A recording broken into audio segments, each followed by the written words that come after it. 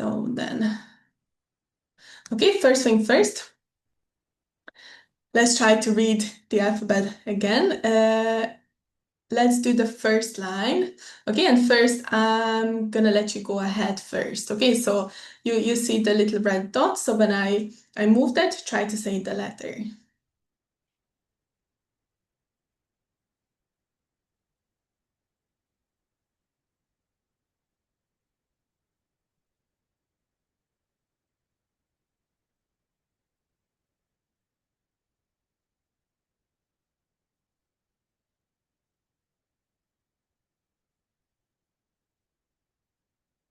Okay, now I'm gonna do it and let's see if it's matching what you said. O, A, B, T, Ç, D, D, C, E, E, F, G, G, H. Okay, can you try it again?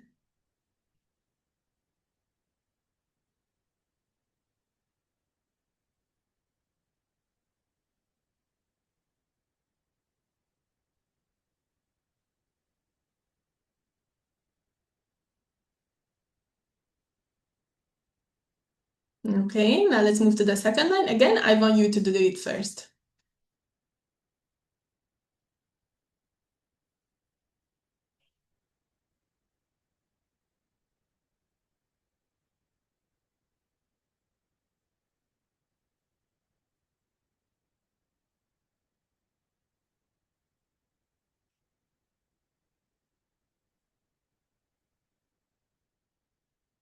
Okay, I'll do it now.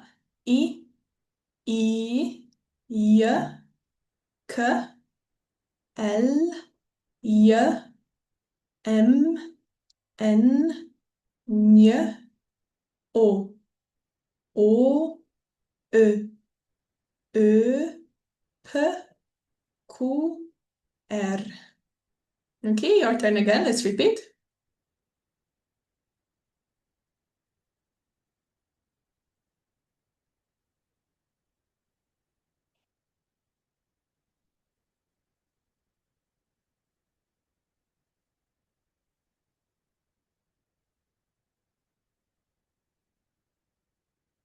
Okay, and now the last line. Again, you start.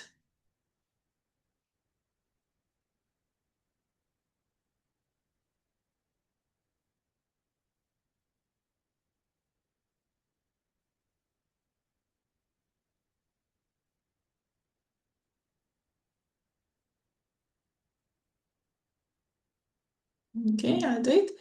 S, S, T, K, U, U, U, U, V, V, X, Y, but when we pronounce it on its own, it's going to be an I, and Z, J. Okay, and you can repeat one more time.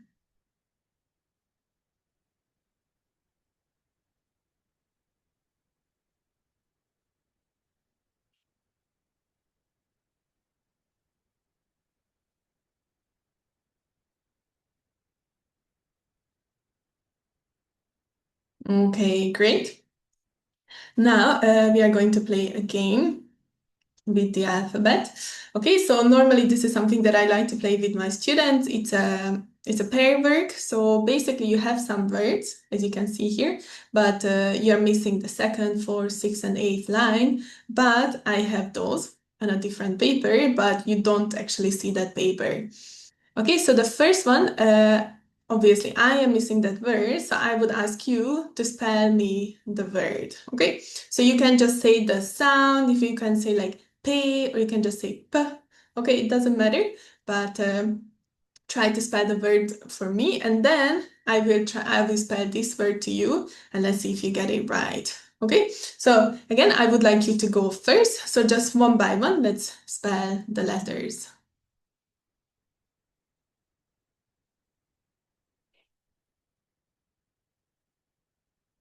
Okay, it should be something like P, A, P, R, I, K, A. Paprika. Okay, obviously it means a pepper or bell pepper, or it can be the paprika powder.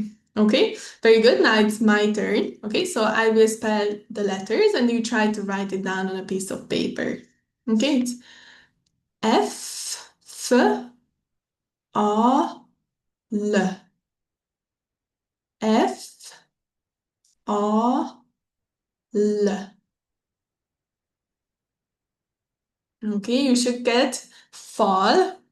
F, A, L. Fall. Okay, which means a wall. All right. Okay, now your turn again.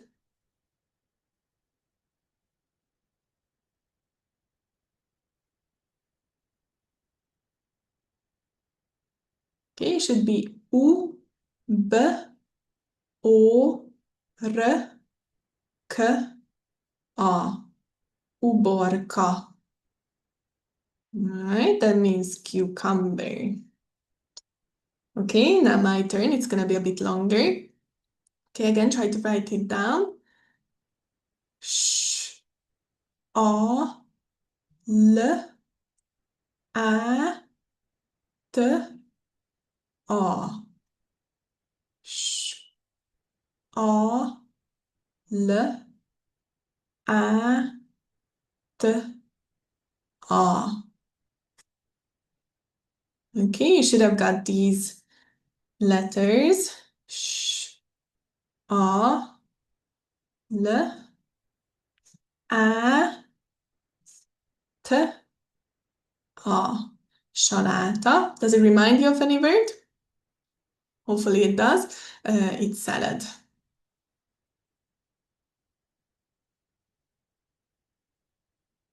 Okay, your turn.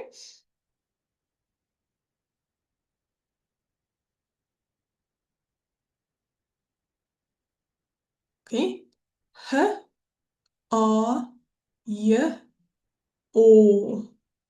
Hajó. All right, that means a boat. All right, it's my turn now. K, E, M, I, A. K, E, M, I, A. It should be K, E, M, I, A. Kémia. Kémia. Okay, it means chemistry. All right, your turn.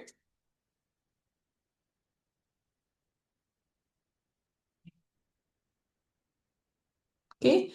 B, E, T, U. Betű. Betű. And that means a letter. As in A, B, C, not the letter that you can like write and put it in an envelope. All right, my turn. N, E, G. N, E, G. All right, that's an N, E, and the J is the G and the Y. Yeah. Okay, you might know that means four. Okay, and you can do the last one.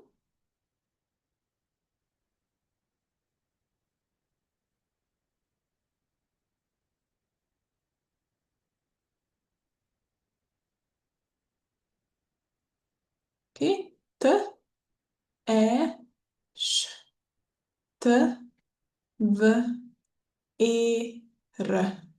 Testvér, testvér, which means a sibling. It's also actually quite a dramatic word. It's a compound noun and it comes from test and vér. Test means body and vér means blood. So it's your body blood. I usually say it like it's your blood in a different body. Okay, good job. Hopefully you remembered the letters more or less. Okay, and then as I said, we are going to talk a bit about vowel harmony, and I'm going to explain that why is that important. Now, vowel harmony is going to be essential when you're learning Hungarian, which I know is not necessarily the point of this course, but still, in order to say basic things, it's nice to know like why we are using a certain suffix and not the other one. Okay, so for example, I just give you two example. Például, for example, Lisa Londonban él. Okay, that means Lisa lives in London. Okay, then let's do Martin Berlinben. Yeah, okay, which means Martin lives in Berlin. Now you see if you can if you can translate this to English, the London ban and the Berlin ban both means in. But as you can see, after London we use the ban, and after Berlin we use the ban. So you might wonder why. And that's the why we do it, and the reason why we do this is the vowel harmony. Okay, so basically we have two types of vowels. Okay, something we call back vowels, and the other one is the front vowels. Okay, and every Hungarian kid at some point had to learn this at school, and we usually use these two letters to memorize the vowels. So the vowels in alto are the back vowels. Okay, so that means the a, u, és o.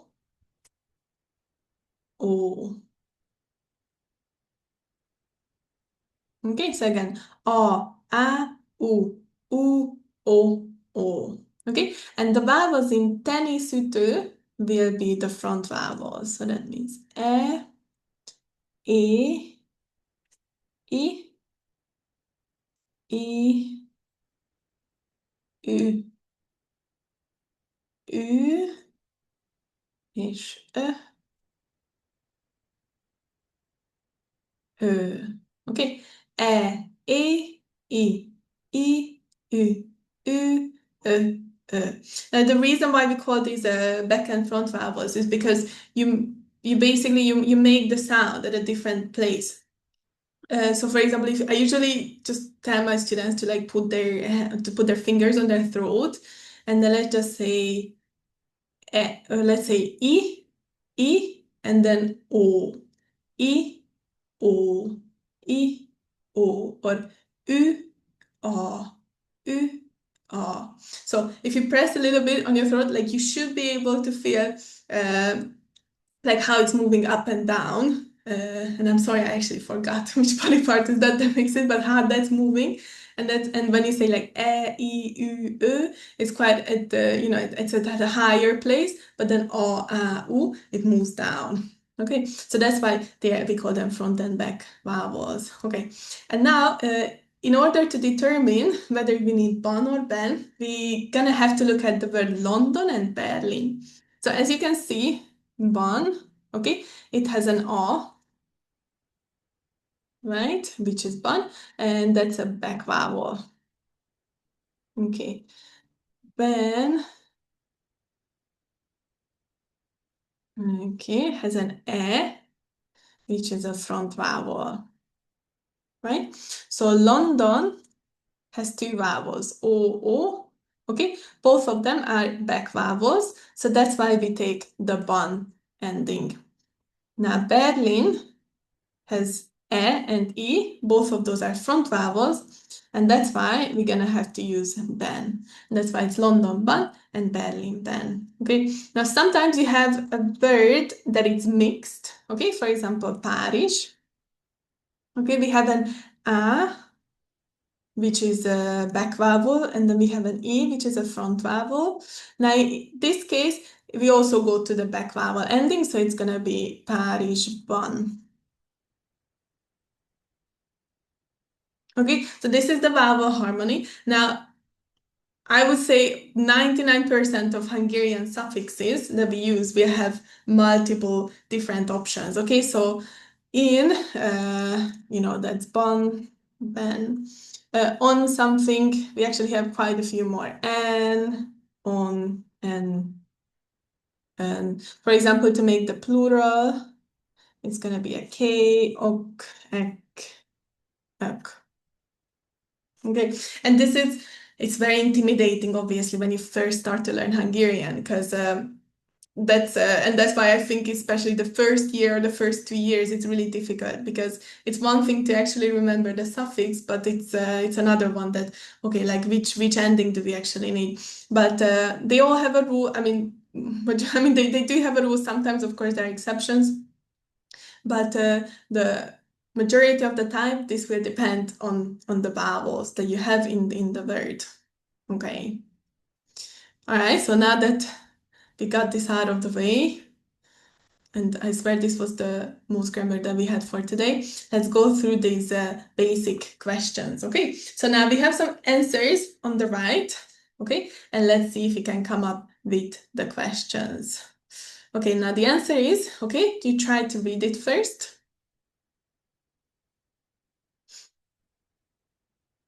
Yeah, so that's my name, right? Again, it's not Anna, not Anna. Anna, Anna, okay.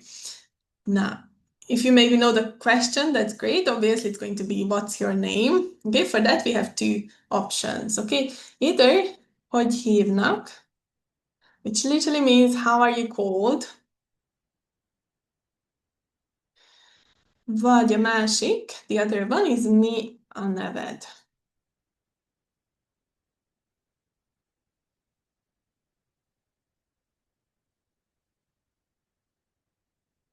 Okay,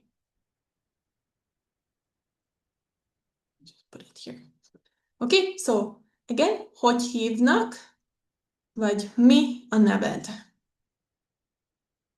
Hogy hívnak, mi a neved? Anna. Okay, now your answer can totally be just your name, okay? If you want to answer in a full sentence, you can pop a vagyok at the end, which means I am. But a short answer is fine, okay? With the names, you might know, maybe not, that in Hungary, we start with our family name, okay, with our surname. Okay, so let's say it's Kovács, okay? So it would be Kovács Anna, and not Anna Kovács. Okay, so hogy hívnak? Mi a neved? Okay, next one, try to read the answer. Okay, Budapesten. Now, I know we just learned about that bon ben is used for in, okay? But, and it's true for every other cities, except every city outside of Hungary. But in Hungary, sometimes we use the bon ben, sometimes we use this n on an ön, and with Budapest, we're gonna have to use this n. But again, if you translate to English, this would be in Budapest, okay? So that should be like, where do you live? Okay, it's gonna be hol élsz? Hol élsz? Hol élsz? Okay, again, short answer is fine. If you want to answer in a full sentence, it's Budapesten élek. Okay, so foreign cities, it's gonna be bon or ben, right? Depending on the vowel harmony. That's with bon, if your city name, if the name of your city has a back vowels or maybe mixed, and it's gonna be ben if the name of your city only has front vowels. Okay, the next one, again, let's read it. Dob utca, dob utca. Okay, not utka. Okay, it's quite funny to us when foreigners say utka. It's an utca. All right, so that means Dob Street. Okay, now this could very well be hol élsz again.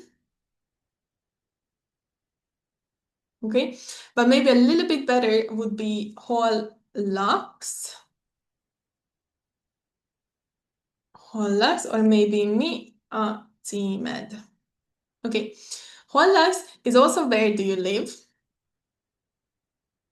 But in my experience, when we ask AS, like whole AS, like in the second question, I would rather want to know like the name or the city or the country where the person lives. If I ask whole logs, I want to know a bit more specifically where they live. So maybe their address or the postcode or maybe close to something or which district they live in. So that's whole logs.